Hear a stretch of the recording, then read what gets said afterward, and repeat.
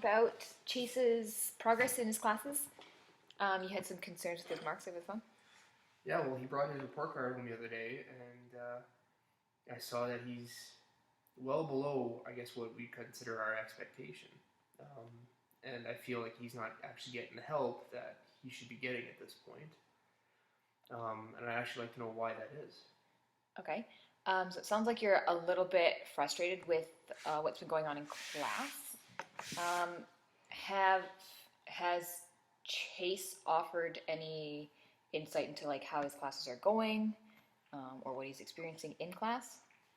No, he just comes home frustrated every day, and he told me when he handed me his report card that it's not going to be what I wanted, and that it wasn't his fault, and that no one seems to help him, and I being as that you're in charge of the support staff and those people that are supposed to be helping my son, I just wanted to know why he's getting the support to live up to the B average that we're expecting out of him, so that he can go on and be successful down the road. Okay. So I know that the support staff are allocated into his classroom specifically to help him and a couple of other students, but he is allowed to have certain services based on that. Now, I think they've been trying to help him a little bit, but they've told me a lot of the time he'll refuse. He'll just say that he doesn't want the help. Well, he's to be blunt, he's a kid. I mean, he doesn't know what's good for him at his age. I think he's just a kid. You have to kind of impose yourself on him a little bit to essentially force him to listen to you guys, because he needs to have that B average. He needs to be able to go on and be successful down the road. You guys are in a position that you should be able to do that.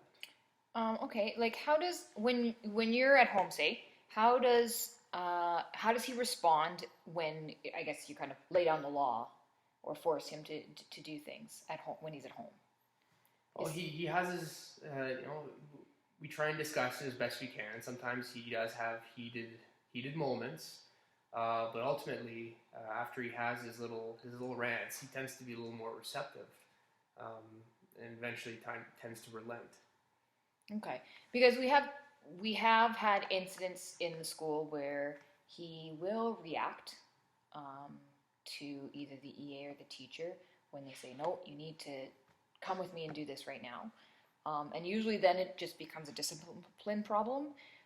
So it's one of those things that we've kind of given him the option to have the help, but forcing it on him just gets him very aggravated, and we like to maintain that relationship between him and the teachers and him and the EAs so that he's not getting frustrated with that aspect and he can at least feel comfortable in the classroom. Okay, I understand where you're coming from.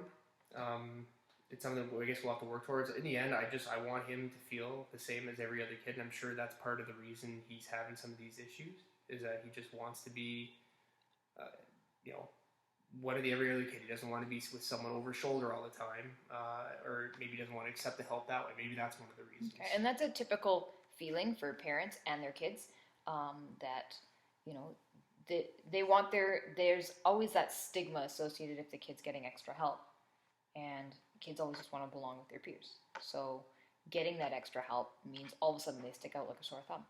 So I absolutely understand why he would maybe want to refuse it for that reason. And perhaps there's a way that we can go about it a little more discreetly or give him some options for how to receive his services.